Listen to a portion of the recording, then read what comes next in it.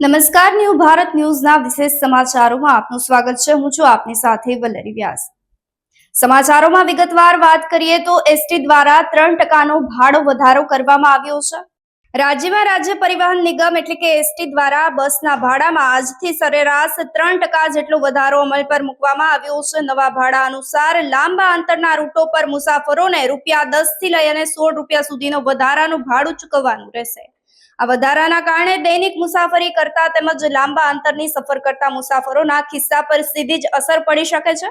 ST વિભાગ દ્વારા સ્પષ્ટ કરવામાં આવ્યું છે કે 9 કિલોમીટર સુધીની મુસાફરી કરનાર મુસાફરો માટે કોઈ ભાડું વધારું લાગુ કરવામાં આવશે નહીં, એટલે કે ટૂંકા અંતરની મુસાફરી કરનાર સામાન્ય મુસાફરોને આ વધારાની રાહત મળી રહેશે। જો કે 9 કિલોમીટરથી વધુ અંતર રૂટ પર મુસાફરી કરનારને નવા ભાડા ચૂકવવા પડશે।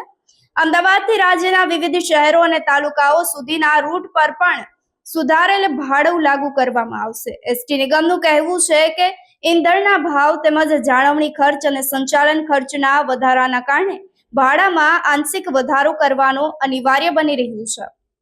એસટી નિગમે 3084 જેટલા ડ્રાઈવરની ભરતી માટે પણ જાહેરાત કરી છે, જેથી મુસાફરોને વધુ સારી અને સુવિધાજનક સેવા આપી શકાય। નવા ભાડા આજથી તમામ એસટી બસમાં અમલમાં મૂકવામાં આવશે।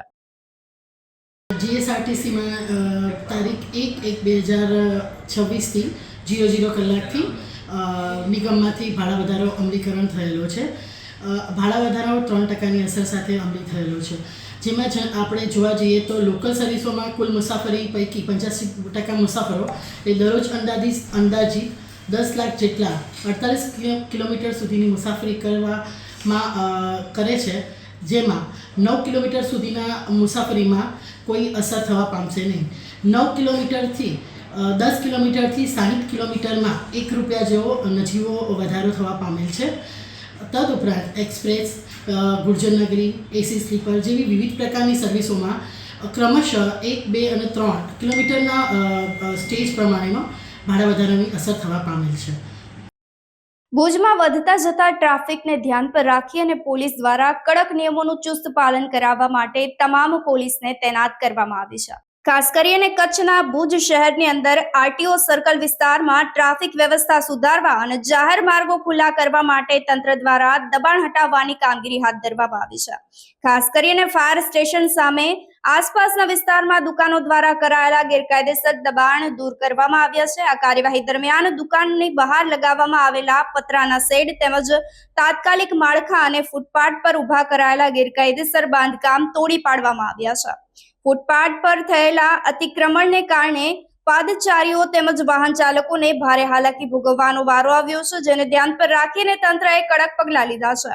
દબાણ હટાવવાની કામગીરી દરમિયાન પોલીસ બંદોબસ્ત સાથે નગરપાલિકા, માર્ગ અને ટ્રાફિક વિભાગના અધિકારીઓએ હાજરી આપી હતી। સમગ્ર કાર્યવાહી દરમિયાન તે શાંતિપૂર્ણ રીતે માહોલની અંદર પૂર્ણ કરવામાં આવી હતી। આ તકે કોઈ અનિચ્છનીય બનાવ ન બને તે માટે તંત્રનું કહેવું છે કે ગેરકાયદેસર દબાણના કારણે ટ્રાફિક જામ, અકસ્માતની સમસ્યા તેમજ ફાયર સ્ટેશન જેવી ઇમરજન્સી સેવાઓમાં અડચણ ઊભી થઈ રહી છે। હવે દબાણ દૂર થતા માર્ગ પહોળો થઈ ગયો છે, વાહન વ્યવહાર વધુ સરળ બનશે। આ સાથે જ પ્રશાસને શહેરના અન્ય વિસ્તારમાં પણ ગેરકાયદેસર દબાણ સામે કાર્યવાહી શરૂ કરી અને ચેતવણી આપી છે।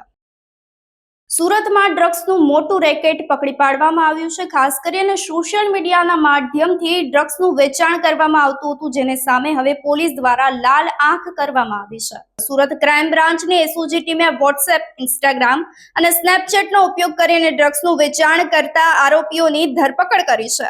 અમરોલી છાપરા ભાઠા રોડ પરથી જેલ ભૂપત ઠુમર નામના આરોપીની અટકાયત કરવામાં આવી છે। એસઓજીએ આરોપી પાસેથી કુલ 236.780 ગ્રામ મેફેડ્રોન ડ્રગ્સ કબજે કર્યું છે, જેની બજાર કિંમત આશરે 7.10 લાખ જેટલી આંકવામાં આવી રહી છે।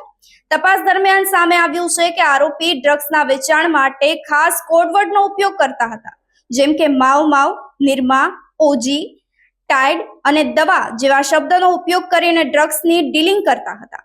પોલીસ તપાસમાં સામે આવ્યું છે કે જેલ ઠુમ્મર કન્સ્ટ્રક્શન સાઇટના વ્યવસ્થાપન સાથે જોડાયેલા છે। પોતે પણ ડ્રગ્સનો વેચની હોવાનું સામે આવ્યું છે, તો પોતાના મોજ શોખ પૂરા કરવા માટે તે છેલ્લા 8 અઠવાડિયાથી ડ્રગ્સના કારોબાર સાથે સંકળાયેલો હોવાનું પણ હાલ સામે આવી રહ્યું છે। ડ્રગ્સની ડિલિવરી લેવા આવેલા હિતેશ રાણપરિયા અને ભરત લાઠિયા હાલ ફરાર થઈ ગયા છે. તેની શોધખોળ પોલીસે હાથ ધરી છે. આરોપીઓ અત્યાર સુધી કેટલા લાખો કે કરોડો રૂપિયાનું ડ્રગ્સનું વેચાણ કર્યું છે તેનું વિસ્તૃત તપાસ પોલીસ દ્વારા કરવામાં આવી રહી છે. ફરાર આરોપીઓને પકડવા માટે પોલીસે ચક્રો ગતિમાન કર્યા છે.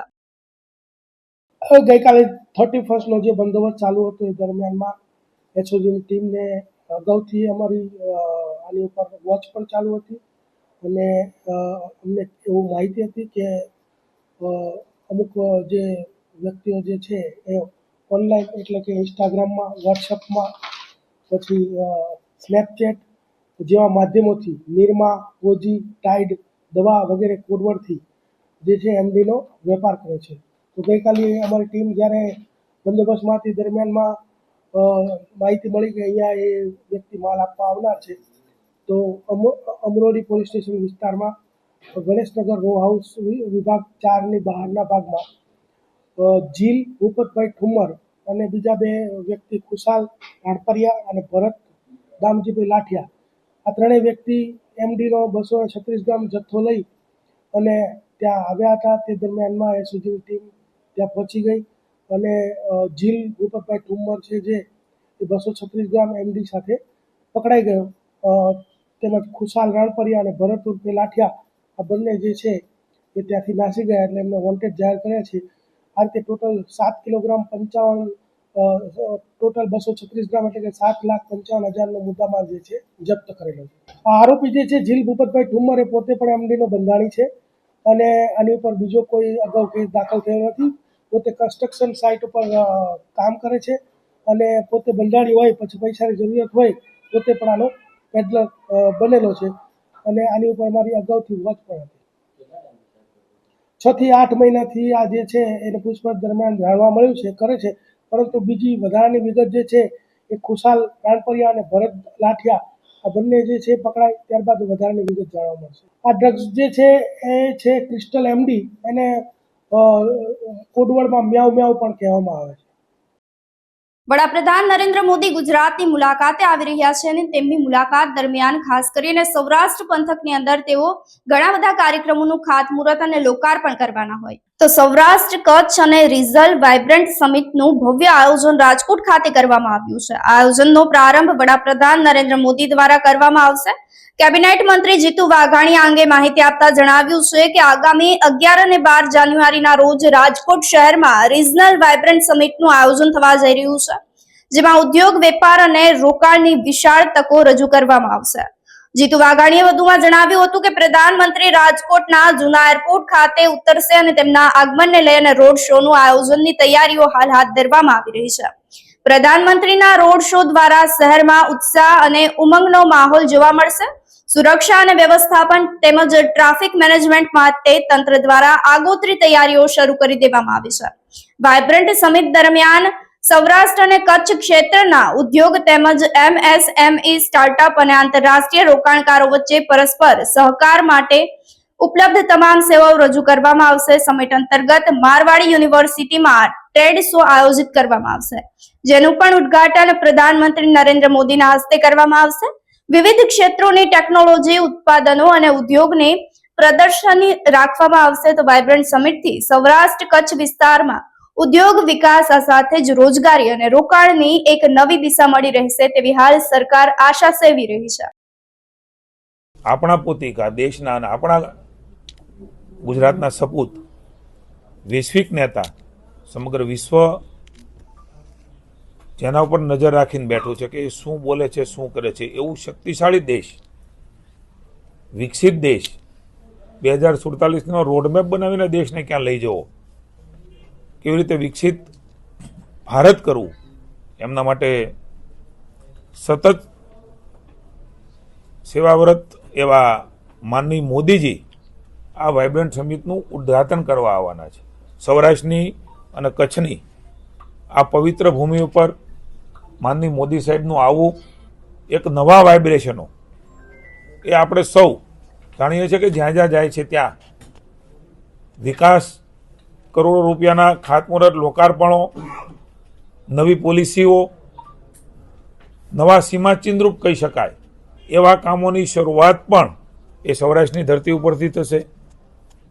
નવા પ્રકારની ઉર્જા, કારણ કે એક એવું તત્વ મહાપુરુષ છે કે જ્યાં પણ જાય છે ત્યાં એક નવી ઉર્જાનો સંચાર એ આપણે આ પવિત્ર રાજકોટની ભૂમિ ઉપર, સૌરાષ્ટ્ર કચ્છની ભૂમિ ઉપર આવી રહ્યા છે. ત્યારે આપ સૌ જાણો છો એ પ્રકારે 11-12 વાઇબ્રન્ટ સમિટ એ રાજકોટ રિજિયોનલ વાઇબ્રન્ટ સમિટ યોજાઈ રહી છે. ત્યારે માનની મોદીજી એ 11 તારીખે આખો કાર્યક્રમ નક્કી થાય એટલે આપણે કહીશું, પણ ટેન્ટેટિવ બપોરે માનની મોદીજી એ રાજકોટ પધારશે. આપણું જે જૂનું એરપોર્ટ છે ત્યાં જ એ ઉતરવાના છે અને ત્યાંથી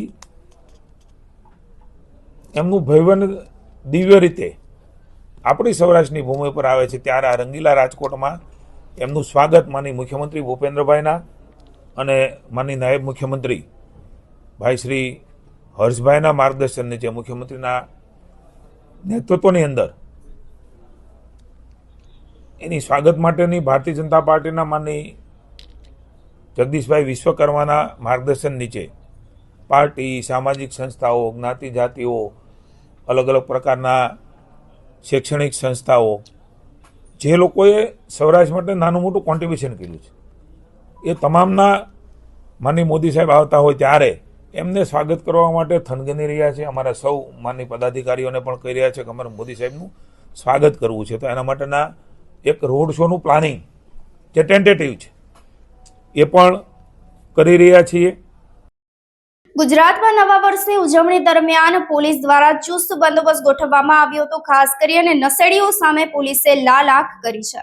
નવા વર્ષની ઉજવણી દરમિયાન શહેરમાં કાયદો અને વ્યવસ્થા જળવાઈ રહે તે માટે અમદાવાદ સહિત તમામ પોલીસે 31મી ડિસેમ્બરની રાત્રિએ વિશેષ અભિયાન હાથ ધર્યું હતું. આ કાર્યક્રમ અંતર્ગત પોલીસ દ્વારા કુલ 246 જેટલા આરોપીઓની વિવિધ ગુનાઓમાં અટકાયત કરવામાં આવી છે, જ્યારે 107 જેટલા વાહન જપ્ત કરવામાં આવ્યા છે. અમદાવાદ પોલીસ દ્વારા જાહેર કરાયેલા આંકડાઓ મુજબ દારૂ પી અને વાહન ચલાવતા લગભગ 69 જેટલા કેસ દાખલ કરવામાં આવ્યા છે. તો ખાસ કરીને 29 જેટલા આરોપીઓની ધરપકડ પણ કરવામાં આવી છે. જાહેર રસ્તાઓએ નશો કરતા 123 વ્યક્તિઓને અટકાયત કરવામાં આવી છે. તદુપરાંત કબજે કરવામાં આવેલા ગુનાઓમાં લગભગ 44 કેસ દાખલ કરવામાં આવ્યા છે. 54 આરોપીઓને હાલ અટકાયત કરવામાં આવી છે. તો અમદાવાદ પોલીસે દારૂબંધીના કડક અમલ માટે 24 ડિસેમ્બરથી 31 ડિસેમ્બર દરમિયાન પણ વિશેષ ઝુંબેશ હાથ ધરી છે. આ સમયગાળા દરમિયાન દેશી દારૂના લગભગ 269 જેટલા કેસ નોંધાયા છે. તો 2315 યુનિટ્સ દારૂ પણ જપ્ત કરાયું છે. અંદાજિત કિંમત 4.63 લાખ રૂપિયાનો મુદ્દામાલ જપ્ત કરાયો છે, જ્યારે વિદેશી દારૂના 62 કેસ દાખલ કરવામાં આવ્યા છે. 4819 યુનિટ જપ્ત કરાયા છે. તો આજે સમાચારોમાં બસ આટલું જ. તમે જોતા રહો ન્યૂ ભારત ન્યૂઝ. નમસ્કાર.